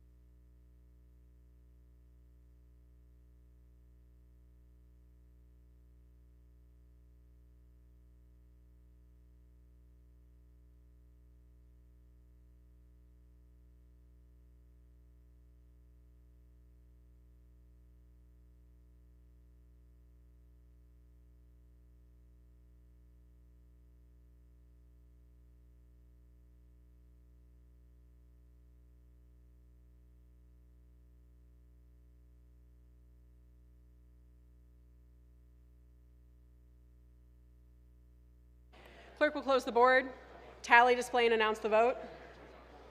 Madam Speaker, on the question of final passage of Senate Bill 8-3, there are 56 aye votes and 51 nay votes. A majority of the members elected and serving having voted therefore, the bill is passed. Speaker recognizes Majority Floor Leader Ayash. Move for immediate effect. Majority Floor Leader moves to immediate effect. All those in favor, please rise. Immediate effect is ordered. Speaker recognizes Majority Floor Leader Ayash. Continuing the order of third reading bills, we'll take up calendar item number 21, House Bill 4064, and place it on its immediate passage. Without objection so ordered, the clerk will read. Calendar item number 21, House Bill 4064, introduced by Representative Brenda Carter, a bill to amend the revised school code. The people of the state of Michigan enact. Without objection, the bill be considered read for a third time by its title. Are there amendments? Speaker recognizes Representative Fink. Thank you, Madam Speaker. The Northwest Ordinance, which chartered the territorial government for what is now our state in 1787, declared that religion, morality, and knowledge being necessary to good government and the happiness of mankind, schools and the means of education shall forever be encouraged. Cursive writing trains a student's brain to learn function specialization. It improves memory and helps develop the fine motor skills that help students in other areas such as art and sports. Learning cursive also cultivates the development of better reading and writing habits, especially for students struggling with dyslexia. It improves writing speed while conserving cognitive bandwidth and increases overall mental acuity. The state adopting and promulgating a cursive curriculum will help every student whose school elects to offer the coursework. Moreover, the representative from the 53rd District should be commended for bringing this legislation forward and for making a particular point in explaining it. Many historical documents, including those by which our country and our national government were founded, were products of cursive writing. Giving all students in Michigan the opportunity to claim that heritage as their own is a noble effort to encourage the schooling that the Northwest Ordinance describes. I urge a yes vote. Speaker recognizes Representative Carter. Tearing up. Thank you, Madam Speaker. I stand before you today in support of House Bill 4064. This bill allows the Department of Education to develop or adopt an educational curriculum that teaches cursive as a type of penmanship and to make those plans available to schools. Currently, there are 21 states that still require cursive to be taught. It is a well-known fact among many scientific communities that children and adults alike need to learn and develop handwriting skills. It was found that children who learned how to write cursive were better able to store in their memory the information they had written than their participants who could only type and learn. The conclusion of this study was clear. Students who learn through writing are better able to develop memory, and I'm losing it, I'm sorry. Give me a minute. Handwriting uses different muscle memory. It is clear that the study alone that we must start encouraging kids to be taught cursive in schools again, not just typing. The benefits of ensuring that our kids are taught cursive in schools are far more than just teaching them how to sign their names. By passing this bill, we can help children develop better memories and improve their cognitive functions. And this is why I'm tearing up. On a personal note, I was going through some of my son's artifacts, and I stumbled on a letter that he wrote me in 1996 when he was 9 years old. And it was written in cursive. My son, a veteran, passed away in 2019. I was able to pass that note on to his 9-year-old daughter, Jazara. A week later, Jazara wrote me a note saying, "My grandma is amazing." And she wrote it in cursive. I keep the note on my desk as a reminder of how important cursive is for future generations. Jazara could read her father's letter that had been written more than 25 years ago. I encourage the entire chamber to consider our vast history, the documents written by our founding fathers that were written in cursive that we could pass on to future generations if we give our educational institutions the option to teach cursive in the schools. Thank you so very much, Madam Speaker, for the opportunity to speak on this. The question before the House is the passage of the bill. A record roll call vote is required. All those in favor vote aye. Those opposed, nay. The clerk will open the board.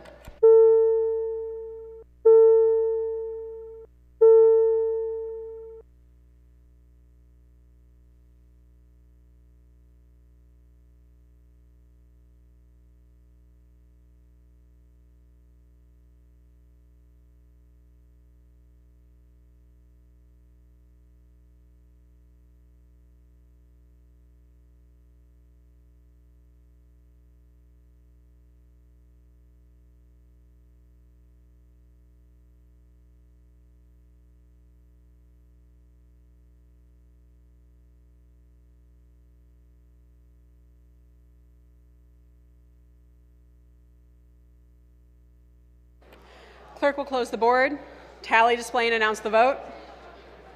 Madam Speaker, on the question of final passage of House Bill 4064, there are 103 aye votes and 4 nay votes. A majority of the members elected and serving having voted therefore, the bill is passed. Speaker recognizes Majority Floor Leader Ayash. I move for immediate effect. Majority Floor Leader moves to immediate effect. All those in favor, please rise. Immediate effect is ordered.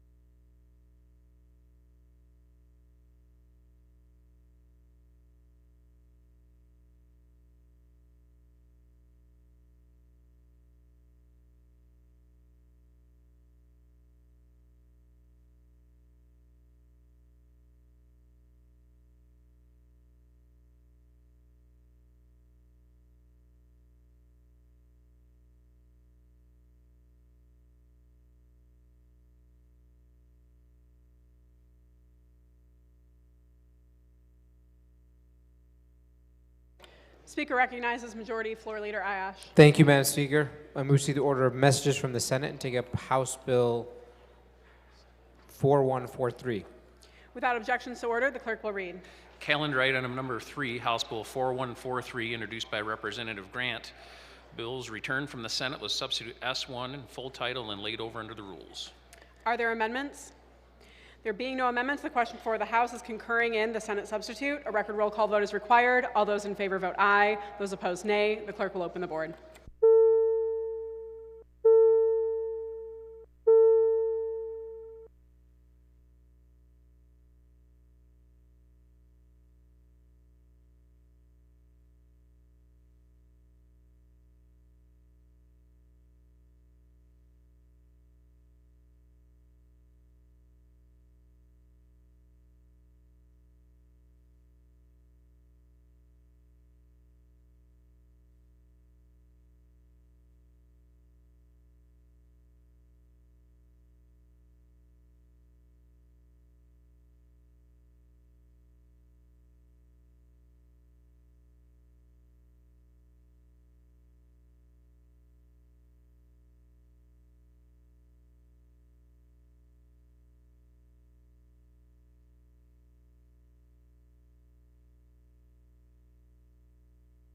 Clerk will close the board, tally, display, and announce the vote. Madam Speaker, on the question and concurring in the Senate substitute to House Bill 4143, there are 56 aye votes and 51 no votes. A majority of the members elected and serving having voted therefore, the Senate substitute is concurred in. The House will agree to the title of the bill. The bill is referred to the clerk for enrollment, printing, and presentation to the governor. Speaker recognizes Majority Floor Leader Ayash. Thank you, Madam Speaker. I move to see the order of motions and resolutions to suspend Rule 41. Majority Floor Leader moves to suspend Would you like to repeat that? Speaker recognizes Majority Floor Leader Ayash. Apologies, Madam Speaker. I move to proceed to the order motion resolution and suspend Rule 71. Majority Floor Leader moves to suspend Rule 71. All those in favor say aye. Those opposed, nay. Rule 71 is suspended. Speaker recognizes Majority Floor Leader Ayash. Continuing on the order of motions and resolutions, I move to take up House Resolution 7-2. Without objection, so ordered. The clerk will read. House Resolution Number 72, introduced by Representative Price, a resolution to condemn the April 7th, 2023 order in the case Alliance versus Hippocratic Medicine v. FDA, and to denounce any and all efforts to...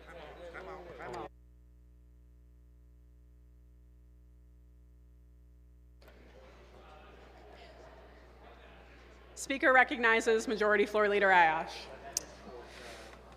Thank you, Madam Speaker. I move to proceed to the order of motion resolutions and move to suspend Rule 42 in order to take up House Resolution 7-2. Majority Floor Leader moves to suspend the rule. All those in favor say aye. Those opposed, nay. The rule is suspended.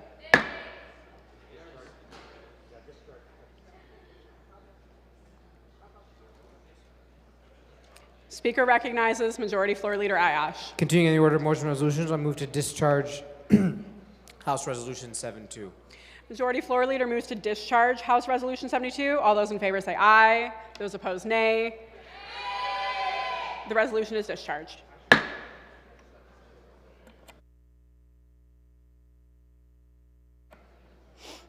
resolution is placed on the order of motions and resolutions.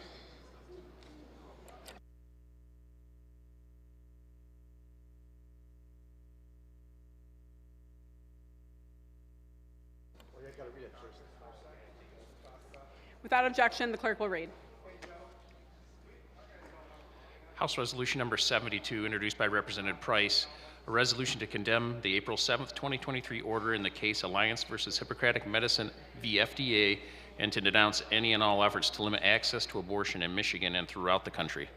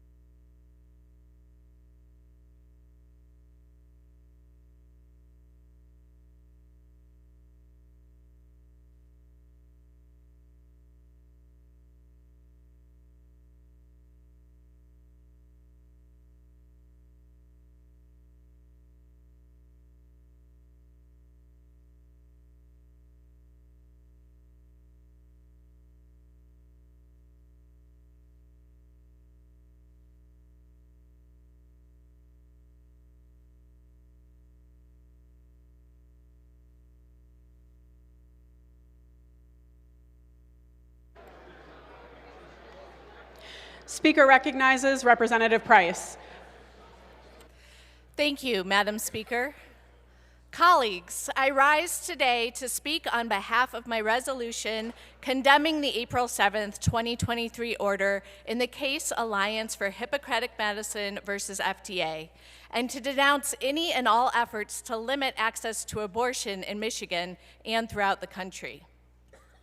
The recent U.S. District Court decision out of Texas, invalidating the FDA approval of mifepristone, was not grounded in law, science, or in the interest of protecting maternal health. It is a blatant, politically motivated decision and another example of extremist right-wing judicial legislating from the bench that trounces upon a woman's right to an abortion and ultimately ignores the will Members, we have a colleague addressing the body. You'll give her your attention. Speak. You will give her your respect and attention. Speaker recognizes Representative Price. Thank you. Thank you, Speaker. It ultimately ignores the will of the vast majority of Americans who believe abortion should be legal, including Michiganders who voted overwhelmingly to enshrine reproductive rights in our state constitution this past November. The right to have an abortion is an intensely personal decision that should be made solely between a patient and their doctor, not by politicians seeking personal gain. The pill, mifepristone, also known as RU486, has been approved by the FDA since 2000. It is the first half of a 2-pill regimen that enables a woman to have an abortion safely up to 10 weeks of pregnancy in the privacy and comfort of their own home. Mifepristone is also an essential medication to help manage miscarriages. It is widely prescribed to help those suffering from a miscarriage avoid both surgery and delays in care that can take weeks. A medication abortion is safer and less invasive than a surgical abortion. This medication has been subject to rigorous FDA and peer-reviewed testing and has demonstrated more than a 99% safety rate of usage. And according to the American Medical Association and the American College of Obstetricians and Gynecologists, there is a greater risk of complications or mortality for wisdom tooth removal, cancer screening, colonoscopy, plastic surgery, and even the use of Viagra. Mifepristone is an option that I wish my grandmother would have had. My maternal grandmother, Jean Buckholtz, was born in 1921 in rural Ohio. In 1941, my grandma Jean was in need of an abortion. Her only option was a physically invasive, unhygienic, unsafe, self-administered procedure. The complications endangered my grandmother's life and resulted in a diagnosis of permanent infertility. My grandma Jean was fortunate to live, and she was eventually able to have children. However, not everyone has been so lucky. And now, with the option of a safe and legal medication abortion via mifepristone, surviving an abortion no longer needs to be a matter of luck. But still, there remains this important matter of protected access to medication.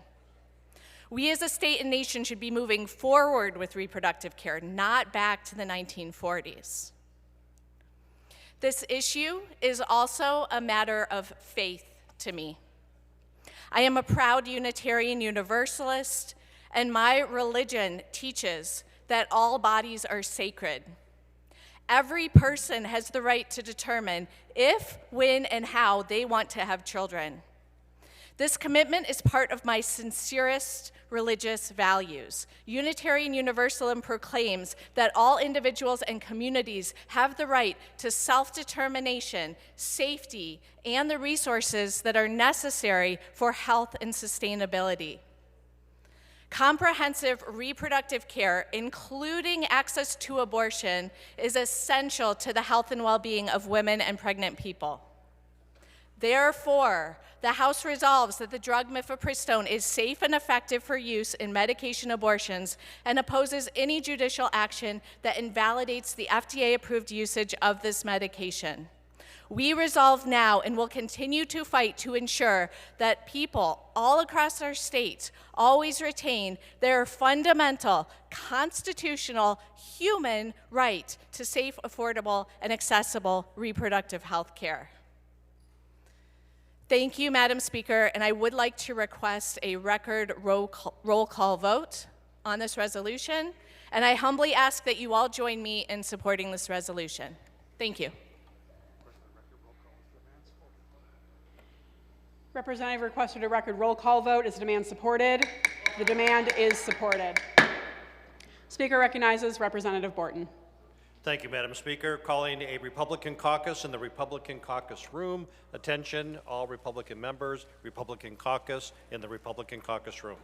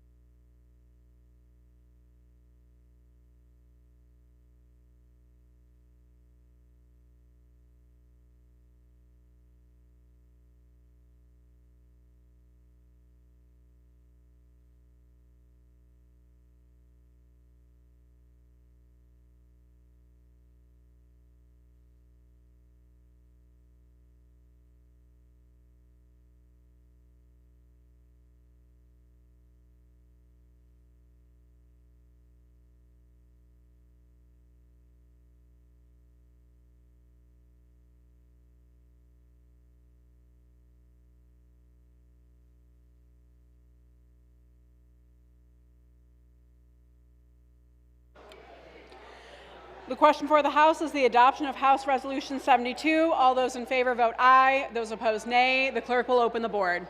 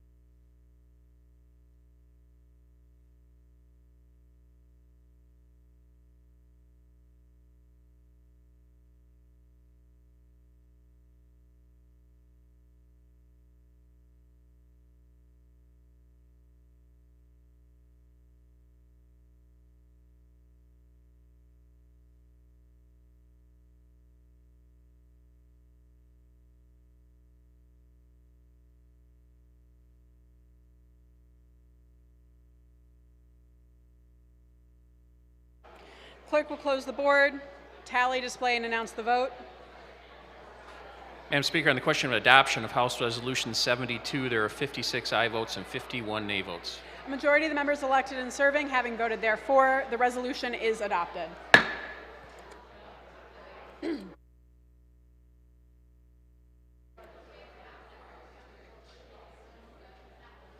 Speaker recognizes Representative Price. Madam Speaker, I request to open the board for co-sponsorship. Without objections to order, the clerk will open the board.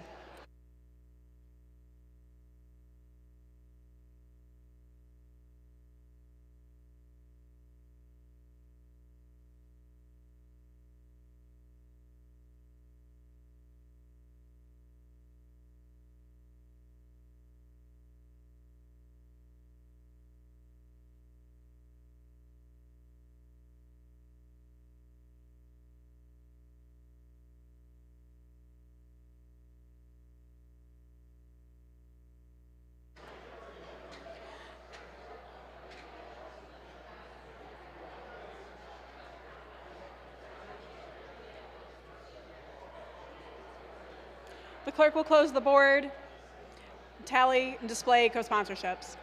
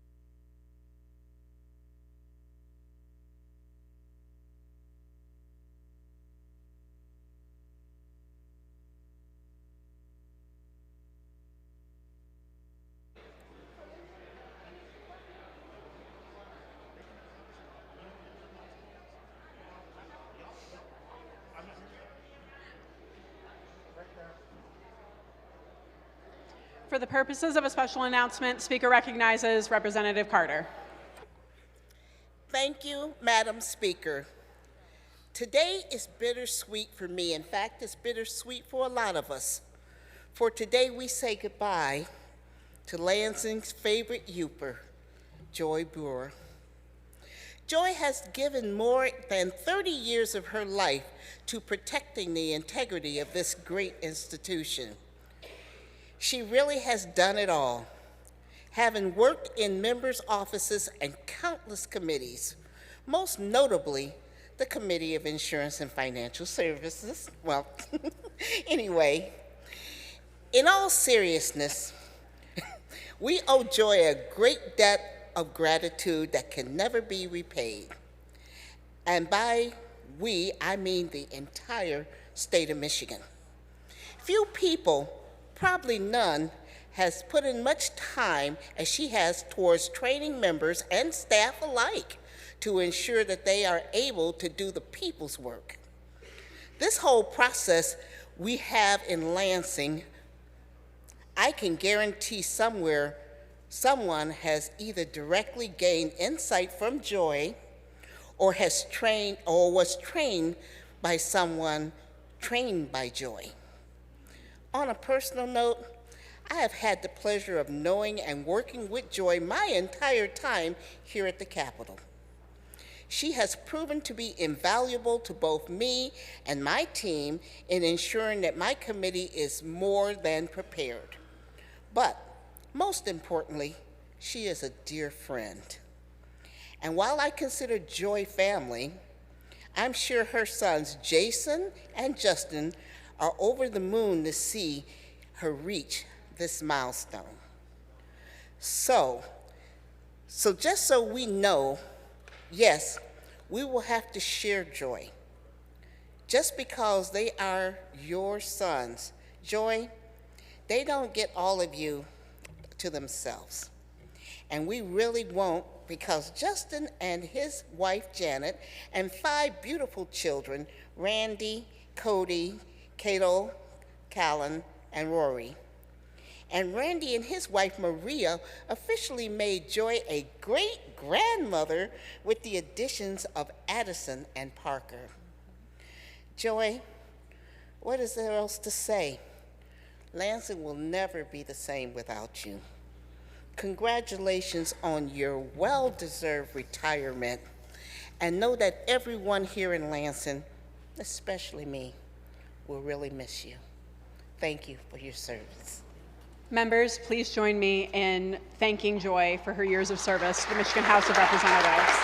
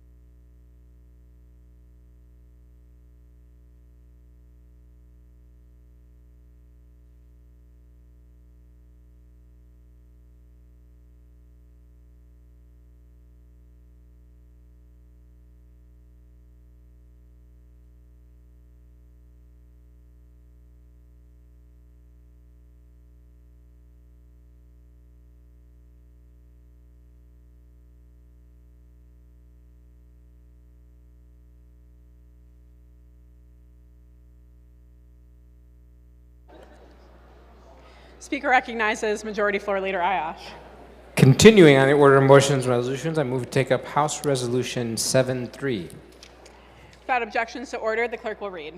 House Resolution number 7-3, introduced by Representative McFall, a resolution to declare April 2023 as Scottish American Heritage Month in the state of Michigan. Speaker recognizes Representative McFall. Thank you, Madam Speaker. Colleagues, I stand here today to speak on my commemorative resolution to name April as Scottish American Heritage Month here in the state of Michigan. Excuse me. The Declaration of Arbroath was actually signed on April 6, 1320 by Scottish King Robert I, making April an important month for Scots. The Declaration of Arbroath was a letter asking the Pope to recognize Scottish independence from the English king. Today, there are over 200,000 Americans of Scottish heritage in Michigan. Michigan has the oldest Scottish society in the country, the St. Andrews Society of Detroit, founded in 1849. Annually, the St. Andrews Society of Detroit hosts the oldest continuous Scottish Highland Games in North America. This year, their Highland Games will be celebrating 174 years of competition and Scottish tradition, August 4th and 5th. Scottish Americans have a rich history in Michigan that should continue to be celebrated. Thank you, Madam Speaker. I encourage everyone to vote yes on this. Thanks.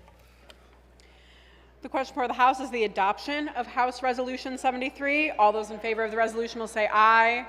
Those opposed, nay. The resolution is adopted.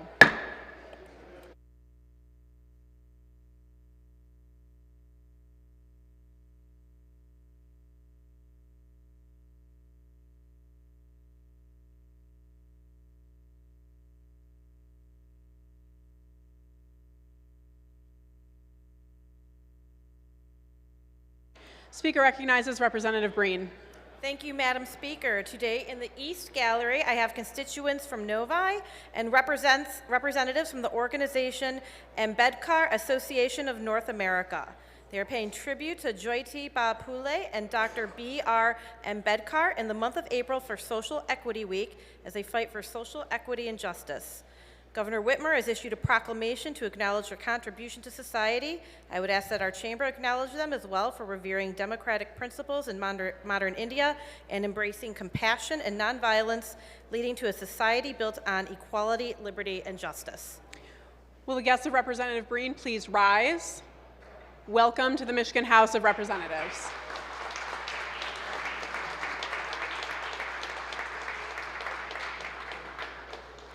Speaker recognizes Majority Floor Leader Ayash. Continuing on the order of motion and resolutions, move to take up House Resolution 7-4. Without objections to order, the clerk will read. House Resolution number 74, introduced by Representative Fox, a resolution to declare April 2nd through 9th, 2023 as Holy Week in the state of Michigan and to extend best wishes to Christians in Michigan, the United States, and worldwide for a joyous and meaningful observance of Holy Week, culminating in Easter Sunday when all Christians celebrate Jesus' resurrection from the dead. Members, we have a colleague wishing to address the chamber. Speaker recognizes Representative Fox. Thank you very much. Thank you very much, Madam Speaker. And I'll remind you all that I'm an old white guy, and I also have been a pastor and a missionary, and thus this resolution. Although Easter came and went last week while we were on spring break, I'm pleased to speak about Holy Week that precedes Easter every year. For Christians in Michigan, the United States, and around the world, this time of year carries great meaning. Holy Week leads up to Easter, and the events of this week are foundational to Christianity. Christ's death and resurrection changed everything. These two historical events are the reasons for our faith: love, joy, and hope. Christians hold that just as Jesus died to make atonement for humanity's sin, so too can those who believe in Jesus and his resurrection enjoy eternal life with him. From this glorious truth flows a desire to love others, sharing the reason for our hope, and extending to them grace and salvation. This truth amplifies the sweetness of blessings in times of plenty, provides immeasurable comfort amidst times of suffering and loss, and fosters endurance through the steadfast confidence we have in the Lord and Savior, Jesus. For nearly 2,000 years, followers of Christ have faithfully gathered on Easter Sunday to celebrate our risen Lord Jesus. On Easter, saints both young and old have expressed the great joy and hope they have to one another by exclaiming, "He is risen!" And the response is, "He's risen indeed." Every Sunday, in memory of the first day of the week when Jesus arose, Christians have encouraged one another by pointing to the eternal life of Jesus, so that through any season, the joy of the resurrection continues to bear new sweetness. As Christians during Holy Week, we remember that Christ came into Jerusalem riding on a donkey as the triumphal and humble King.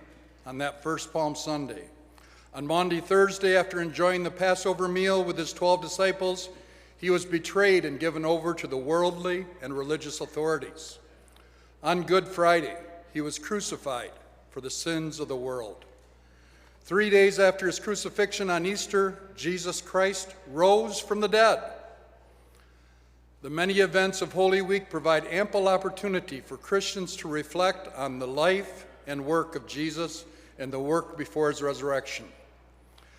As a Jesus follower, I'm blessed to have a hope grounded in Jesus, the Son of Man, who died for the sins of the world, who rose from the dead to defeat Satan, sin, and death. Because he lives, we too can live forever. On this day I proclaim with John the Baptist, "Behold, the Lamb of God, who takes away the sin of the world." Madam Speaker, I request a record roll call vote on this resolution. Thank you very much.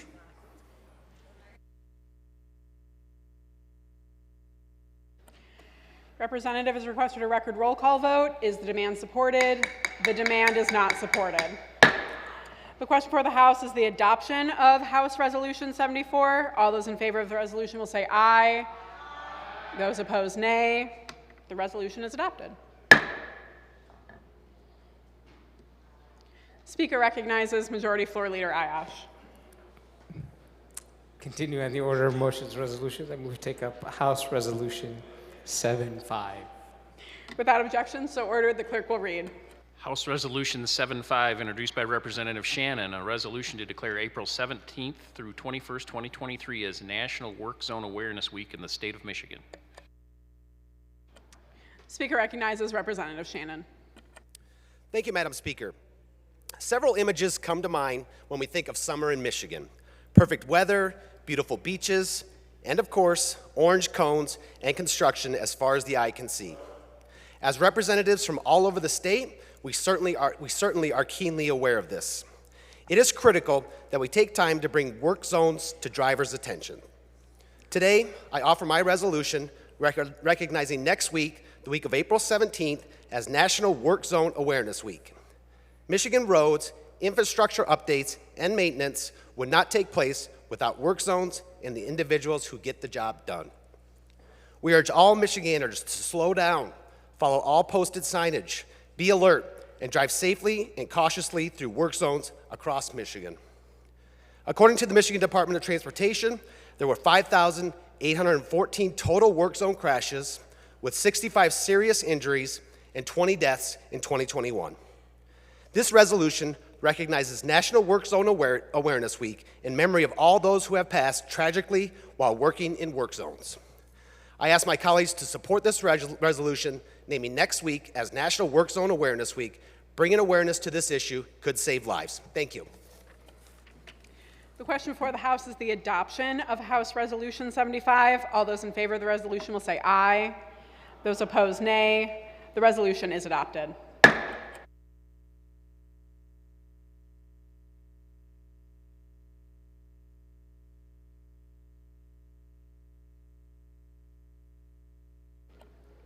Speaker recognizes Majority Floor Leader Ayash. Thank you, Madam Speaker. Continue on the order of motions resolutions, I move to take up House Resolution 7.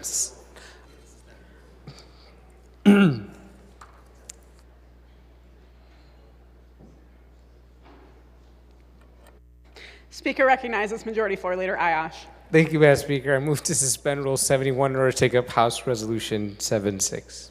Majority Floor Leader moves to suspend Rule 71. All those in favor say aye. Those opposed, nay. Rule 71 is suspended. Speaker recognizes Majority Floor Leader Ayash. I move to take up House Resolution 7-6. Without objection, so ordered, the clerk will read. House Resolution number 7-6, introduced by Representative Neely, a resolution to declare April 10th through 16th, 2023 as Black Maternal Health Week in the state of Michigan. Speaker recognizes Representative Neely. Thank you, Madam Speaker. Colleagues, I rise today in support of the resolution and call on your support to declare this week as Black Maternal Health Week in the state of Michigan. Every day, expecting mothers and parents feel a wide scope of emotions as they prepare for birth. Some feel excited and for the new addition joining their family. Some feel apprehensive because it may not feel ready to fully prepare for parenthood. But some and many of my Black sisters feel true fear. Fear that their health concerns won't be heard by medical staff. Fear that sometimes, anytime, could go wrong at the hospital or birthing center. Fear that despite about alive in the 21st century with all of our medical advancement, we won't make it home with our newborns. And colleagues, that fear is founded and must be recognized. Research has repeatedly shown that Black mothers and babies have the worst childbirth outcome in the United States. And I am not happy to say that the evidence backs up the claim. In the United States alone, there were nearly 33 deaths per 100,000 live births for the women in all race, according to the Center for Disease Control and Preventative Data from 2021. The statistic alone is about 40% increase from the previous year. When you dive into the numbers, you'll find that there were nearly 27 deaths per 100,000 live births for white women. However, for Black women, there were approximately 70 per death, 100,000 live births. That's a 2.6 times higher than the rate of white women. Additional studies, like one published early this year by the National Bureau of Economic Research, showed that while the risk of childbirth varies from both race and income, Black families are both effective regardless of their social economic status. Colleagues, this should not be a problem in 2023, and it is most definitely should not be continued a problem in the United States. I stand before you today calling for an end to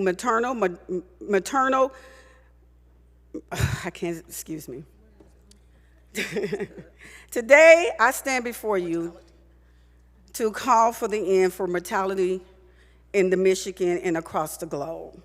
I stand before you today asking you to vote yes on this resolution. Thank you.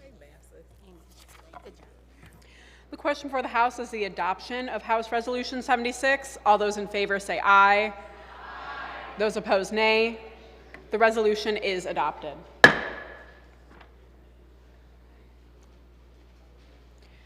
Speaker recognizes Majority Floor Leader Ayash. Thank you, Madam Speaker. I move to the order of motions and resolutions. Without objection, so ordered. Speaker recognizes Majority Floor Leader Ayash. Thank you, Madam Speaker.